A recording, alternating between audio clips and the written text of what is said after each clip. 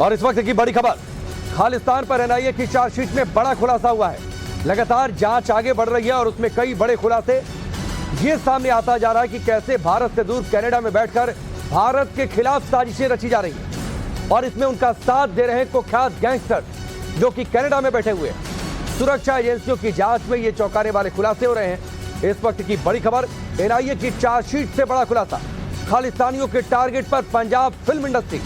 Punjab film industry के producer हैं, director हैं खालिस्तानियों के टारगेट पर।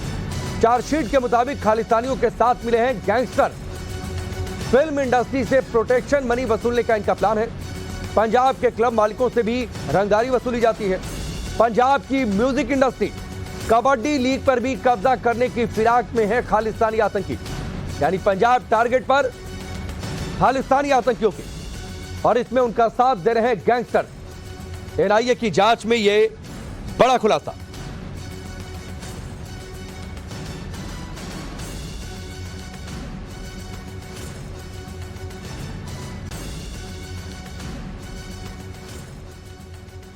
एनआईए की चार्जशीट में और भी बड़े खुलासे हुए हैं। भारत में 700 से ज्यादा शूटर्स की मदद से टारगेट किलिंग कराने की साजिश है खालिस्तानी आतंकियों की। खालिस्तानी आतंकियों और पाकिस्तानी एजेंसी आईएसआई के गठजोड़ की भी बात सामने आ रही है। आईएसआई की मदद से खालिस्तानी हथियार भेज रहे हैं। एनआईए की जांच में खालिस्तानी आतंकी और गैंगस्टर के गठजोड़ के पुख्ता सबूत मिले। खालिस्तानी आतंकी लखबीर सिंह उर्फ लांडा और अर्शदीप सिंह उर्फ अर्श डल्ला कनाडा में बैठकर साजिशें रच रहे हैं। कनाडा में बैठा है गोल्डी बरा और लखबीर सिंह लांडा, इनके करीबी रिश्ते भी सामने आ चुके हैं। इंटरनेशनल प्लेयर संदीप नांगल की हत्या का मास्टरमाइंड तनवर ढेलो भी कनाडा में बैठा हुआ है। यानी एक तरीके से गठजोड़ खालिस्तानी आतंकी नेटवर्क का और साथ ही वहां पर बैठे गैंगस्टर का, और खालिस्तानी आतंकी यूज कर रहे हैं आईएसआई के नेटवर्क को भी हथियार भेजने के लिए। तो इस वक्त की ये बड़ी खबर।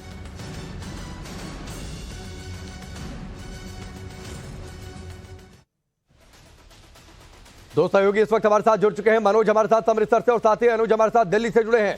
अनुज, सबसे पहले आपके पास आता हूं। बड़ी जानकारी एनआईए की चार्जशीट में, और उसमें जो दो बड़ी बातें कि एक तो खालिस्तानी आतंकी आईएसआई के नेटवर्क का संभवतः इस्तेमाल कर रहे हैं और दूसरा गैंगस्टर से उनका लिंक।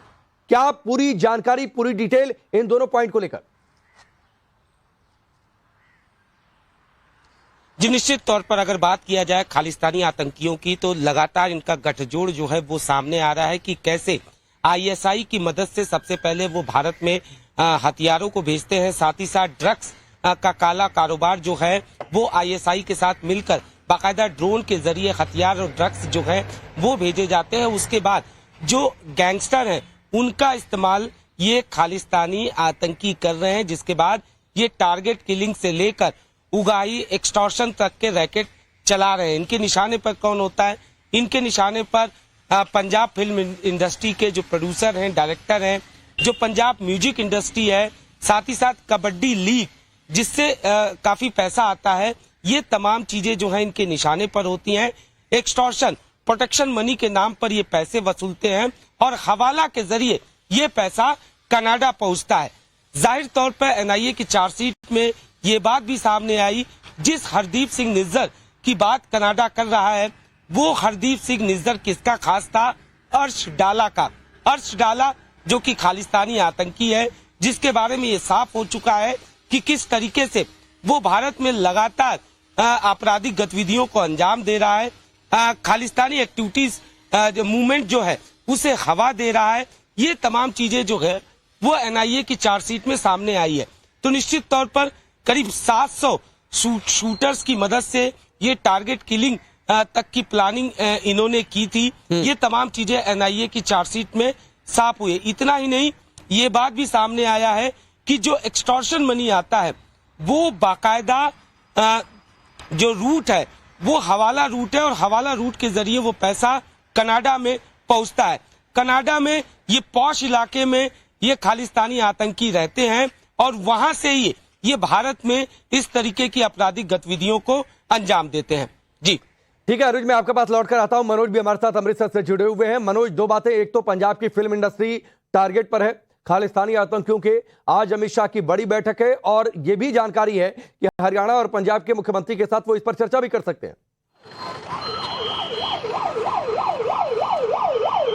जी बिल्कुल। देखिए, जो 31वीं मीटिंग है, नॉर्थ जोनल काउंसिल मीटिंग जो होने वाली है आज अमृतसर में, इसमें पंजाब, हरियाणा, हिमाचल प्रदेश, राजस्थान और दिल्ली के मुख्यमंत्रियों के पहुंचने की उम्मीद है और यहां से तमाम अधिकारी भी रहेंगे। तो उम्मीद है जताई जा रही है, क्योंकि खालिस्तान को लेकर इस वक्त लगातार चर्चा हो रही है, तो गृह मंत्री अमित शाह भगवंत मान से इस मुद्दे को लेकर भी चर्चा कर सकते हैं, क्योंकि इसमें जो सुरक्षा एजेंसियों से जुड़े अधिकारी हैं वो भी शामिल हो रहे हैं। पंजाब पुलिस के डीजीपी समेत तमाम आला अधिकारी रहेंगे। तो किस तरीके से जो खालिस्तानी आतंकवाद है, खालिस्तानी एलिमेंट्स हैं, उन पर किस तरीके से नकेल कसी जाए, इसको लेकर भी डिस्कशन हो सकता है। और खासकर जिस तरीके से ड्रोन एक्टिविटी बढ़ गई है इंटरनेशनल बॉर्डर पर, पाकिस्तान से लगातार ड्रोन्स आ रहे हैं। आज सुबह भी एक ड्रोन यहाँ पर देखा गया, जिसको अमृतसर में ही, जिसको बीएसएफ ने जब उसको रोकने की कोशिश की, मार गिराने की कोशिश की, तो वहाँ से वो लौट गया। तो ऐसी तमाम चीज़ें हैं जिनको लेकर आज यहाँ पर डिस्कशन इस बैठक में होने वाला है। जी ठीक है, मनोज और अनुज दोनों आप हमारे साथ बने रहिए। इस बड़ी खबर पर हम लगातार बने रहे। आगे बढ़ते हैं, इस वक्त की बड़ी खबर पर हम लगातार बने हुए हैं। बड़ी खबर, खालिस्तानी आतंकियों की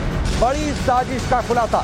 लगातार एनआईए इस पूरे मामले को इन्वेस्टिगेट कर रही है और इस इन्वेस्टिगेशन में जो जानकारियां आई हैं वो काफी बड़ी हैं। खुफिया एजेंसियों की बैठक भी हुई है, खालिस्तानियों से निपटने की रणनीति पर भी बातचीत हुई है कि किस तरीके से इस समस्या से निपटा जाए। कनाडा में हिंदू सिखों की सुरक्षा पर भी बातचीत हुई है। कनाडा में डिप्लोमेट्स को धमकी पर भी चर्चा हुई है। तो कई सारी बड़ी बातें, कई सारे डेवलपमेंट्स। अनुज हमारे साथ लगातार जुड़े हुए हैं, अनुज का रुख करते हैं। अनुज, एक बड़ी मीटिंग खुफिया एजेंसियों की कि खालिस्तानी जिस तरीके से सिर उठाने की कोशिश कर रहे हैं, इन्वेस्टिगेशन में कई सारे पॉइंट्स आ गए। इस्लामिक राष्ट्र किस तरीके से बनाना चाहते थे, कश्मीर को अलग करना चाहते थे, ये सब कुछ इनकी साजिश का खुलासा। और इन खुलासों के मद्देनजर ये बैठक काफी अहम। जी, निश्चित तौर पर खुफिया एजेंसियों की बाकायदा ये बैठक हुई है, जिसमें कई तरीके की रणनीति जो है वो तैयार की गई है। साफ तौर पर इस बैठक में कई ऐसे मुद्दे थे जिन पर चर्चा हुई, जिसमें कनाडा में हिंदू और जो सिख हैं उनकी सुरक्षा को लेकर चर्चा हुई। साथ ही साथ जो डिप्लोमेट्स को धमकी मिली है उसको लेकर भी चर्चा हुई। इतना ही नहीं, इस मीटिंग में बाकायदा इस बात की भी चर्चा की गई कि आखिरकार कैसे लगाम लगाया जाए, कैसी रणनीति तैयार की जाए, जिससे जो खालिस्तानी आतंकी हैं, जो लगातार खालिस्तानी मूवमेंट को हवा देने की कवायद कर रहे हैं, उन पर लगाम लगाने की कवायद किस तरीके से की जाए। तो काफी अहम ये बैठक थी, जिसमें तमाम अधिकारी खुफिया विभाग के इसमें शामिल थे, जिसमें तमाम चीजों पर चर्चा हुई और आगे की रणनीति भी तय की गई है। इतना ही नहीं, इस मीटिंग में इंटेल को डेवलप करने की बात भी कही गई है कि कैसे इंटेल को डेवलप किया जाए ताकि जो गठजोड़ इनका चल रहा है उस पर लगाम लगाया जाए। क्योंकि जो ये खालिस्तानी आतंकी हैं, ये कनाडा में बैठकर यहाँ पर जो गैंगस्टर हैं उनको ऑर्डर देते हैं और गैंगस्टर जो है उस पर आपराधिक जो वारदातों को अंजाम देते हैं। तो इंटेल डेवलप करने की बात भी इस मीटिंग में कही गई कि ज्यादा से ज्यादा इंटेल इकट्ठा किया जाए। जाहिर तौर पर अभी हाल में ही जो पन्नू है, जिसको लेकर तमाम चीजें सामने आई, पन्नू को लेकर एक नया डोजियर भी तैयार किया गया है, जिसमें ये साफ हुआ है कि किस तरीके से पन्नू पर तमाम आपराधिक मामले दर्ज हैं। करीब 16 मामले उसमें से उसके ऊपर दर्ज है, जो पंजाब, हिमाचल प्रदेश और हरियाणा जैसे राज्यों में दर्ज हैं। इतना ही नहीं, करीब 9 ऐसे मामले है जो कि यूएपीए के तहत दर्ज है। अनुज, मैं आपके पास आता हूं। बड़ी जानकारी आपने दी है, बड़ी जानकारी आपने दी है गुरपतवंत सिंह पन्नू को लेकर। इस वक्त की बड़ी खबर जिसका जिक्र अनुज कर रहे थे कि पन्नू पर डोजियर तैयार किया गया है, एक नया डोजियर, और इस डोजियर के जरिए काफी बड़ा खुलासा, देश विरोधी साजिश का खुलासा हुआ है। डोजियर के मुताबिक पन्नू पर पूरे देश में 16 केस दर्ज है। देश के टुकड़े करने की साजिश रच रहा था पन्नू, धर्म के आधार पर बंटवारा चाहता है, खालिस्तान की तरह उर्दुस्तान की साजिश रची गई है। डोजियर से इन बातों का खुलासा, पन्नू पर डोजियर में देश विरोधी साजिश का खुलासा इस वक्त की सबसे बड़ी खबर है। और एक बार क्या बड़ी बातें हैं इस डोजियर की, क्या बड़ी जानकारी सामने आई है, वो हम आपको बताते हैं कि किस तरीके से इस देश का बंटवारा करना चाहता है पन्नू। पन्नू का मंसूबा क्या है, डोजियर से खुलासा हुआ है। सुरक्षा एजेंसियों ने एक नया डोजियर तैयार किया है, जिसका जिक्र अनुज कर रहे थे। इस डोजियर में पन्नू के इरादे बताए गए हैं कि किस तरीके से उसके इरादे देश के लिए खतरनाक है। भारत के कई टुकड़े करना चाहता है, पन्नू धर्म के आधार पर बंटवारा चाहता है, भारत में कई देश बनाना चाहता है, यानी हिंदुस्तान के टुकड़े टुकड़े करना चाहता है पन्नू। पन्नू का मकसद है धार्मिक आधार पर विभाजन हो जाए इस देश का। खालिस्तान के साथ मुस्लिमों को भड़काने की भी साजिश है। इसके लिए उर्दुस्तान की बातचीत है। खालिस्तान के साथ उर्दुस्तान बनाने का इसका मंसूबा, यानी एक तरीके से एक टुकड़ा और वो इस्लामिक राष्ट्र बन जाए। कश्मीर को लेकर भी पन्नू लगातार साजिश में लगा रहा है। ये भी इस डोजियर के जरिए बड़ा खुलासा हुआ है कि कश्मीर को कैसे अलग थलग कर दिया जाए।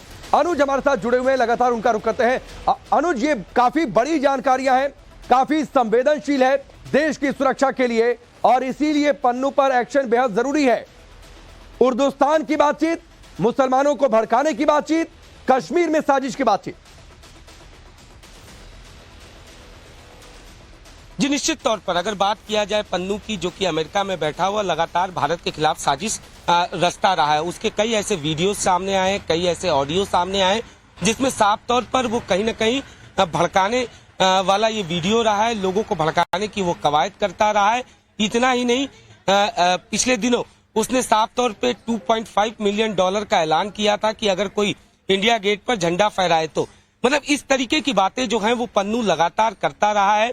और यही वजह है कि फिलहाल इसका जो नया डोजियर तैयार किया गया उसमें सबसे बड़ी बात यह है कि करीब 9 ऐसे मामले हैं जो कि यूएपीए के तहत है, यानी साफ तौर पर आतंकी गतिविधियों को अंजाम देने की कवायद जो है वो पन्नू के द्वारा लगातार की जा रही है। जो कश्मीर के लोग हैं उनको भड़काने की कवायद की जा रही है ताकि उनको उकसाया जा सके। इतना ही नहीं, पंजाब में लोगों को भड़काने की कवायद उसकी लगातार चलती रहती है और यही वजह है सिख फॉर जस्टिस का ये अध्यक्ष और कहीं न कहीं एनआईए की हिट लिस्ट में ये शामिल है।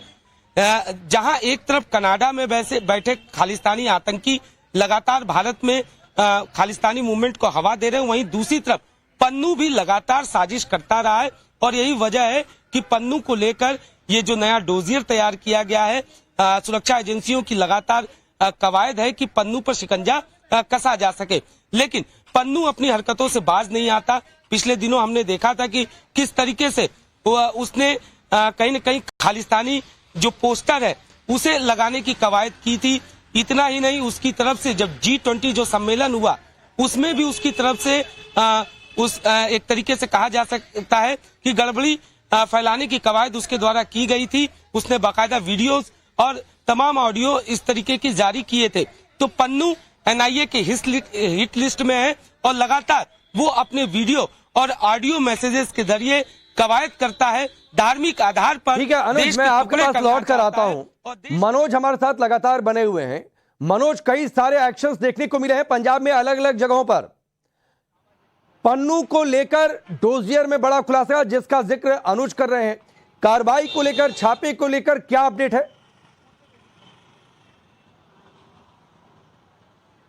देखिए, गुरपतवंत सिंह पन्नू की अगर हम बात करें तो पन्नू लगातार भारत विरोधी एजेंडा चलाता रहा है। वो कनाडा में, अमेरिका में बैठकर लगातार वीडियोस जारी करता है। हमने देखा कि किस तरीके से पंजाब में, हरियाणा में और दिल्ली तक में अलग अलग जगहों पर, अलग अलग बिल्डिंगों पर वो खालिस्तानी जो नारे हैं वो लिखता रहा है, उसका बाकायदा वीडियो जारी करता है। और अब तो कई वीडियोस में उसने सीधे तौर पर प्रधानमंत्री, गृह मंत्री अमित शाह, इन सबको भी धमकी दी है और लगातार वो रेफरेंडम की बात करता है जो कनाडा में करवाए जाने की बात वो कह रहा था। और जिसका जिक्र जब जस्टिन ट्रूडो दिल्ली आए थे G20 की मीटिंग में, इस दौरान भी प्रधानमंत्री ने उनसे किया था। तो गुरपतवंत सिंह पन्नू इस तरह की एक्टिविटी लगातार करता रहा है और भारतीय तमाम जो सुरक्षा एजेंसियां हैं उनके रडार पर वो पहले से ही है। उसको भगोड़ा करार दिया गया है, आतंकी करार दिया गया है और उसका जो संगठन है सिख फॉर जस्टिस उसको भी बैन किया गया है। और इसीलिए हमने हाल ही में देखा कि एनआईए ने कार्रवाई की है। मोहाली का जो एनआईए कोर्ट है उसके आदेश पर उसकी तमाम जो संपत्तियां हैं, उसके चंडीगढ़ में जो घर है वो जब्त किया गया, उसकी खेतीबाड़ी वाली जो ज़मीन है वो जब्त की गई है और उससे जुड़े हुए तमाम जो उसके साथी जो उसका सहयोग यहाँ पर कर रहे हैं, जो एसोसिएट्स हैं, वो भी पंजाब पुलिस और सुरक्षा एजेंसियों के रडार पर हैं। उन पर भी कार्रवाई जल्द हो सकती है, ऐसा हमारे सूत्र बता रहे हैं। और पंजाब पुलिस के आला अधिकारी जो लगातार ये जानकारी दे रहे हैं कि वो केंद्रीय सुरक्षा एजेंसियों के साथ मिलकर इस तरह के जो एलिमेंट्स हैं, खालिस्तानी एलिमेंट्स हैं, उन पर शिकंजा कसने के लिए डे टू डे बेसिस पर डिस्कशन होता है, रणनीति तैयार की जाती है और किस तरीके से इन पर लगाम लगाई जाए, इस पर चर्चा होती है। और आज भी जब खुद केंद्रीय गृह मंत्री अमित शाह पंजाब आ रहे हैं, अमृतसर में आ रहे हैं, पंजाब के मुख्यमंत्री यहाँ होंगे, पंजाब के डीजीपी और तमाम अधिकारी यहाँ पर होंगे, सुरक्षा एजेंसियों से जुड़े हुए अधिकारी होंगे, तो निश्चित तौर पर इस मुद्दे पर भी डिस्कशन होगा कि कैसे खालिस्तानी आतंकियों पर नकेल कसी जाए, क्या रणनीति तय की जाए, इसको लेकर भी डिस्कशन आज यहाँ बैठक में होने वाला है। और मैं इसी बैठक के बाहर मौजूद हूँ जहाँ पर बैठक होनी है। करीब 2 बजे अमित शाह यहाँ पर पहुंचेंगे। उससे पहले पूरे एरिया में जो सुरक्षा व्यवस्था है उसको चाक चौबंद कर दिया गया है, तमाम जो रूट्स हैं वो डाइवर्ट कर दिए गए हैं और अमृतसर एक तरीके से पुलिस छावनी में ये पूरा इलाका है तब्दील है। जी ठीक है, बहुत बहुत शुक्रिया मनोज हमसे जुड़ने के लिए, इस पूरी बातचीत के लिए। अनुज आपका भी बहुत बहुत शुक्रिया हमसे जुड़ने के लिए, इस पूरी जानकारी के लिए।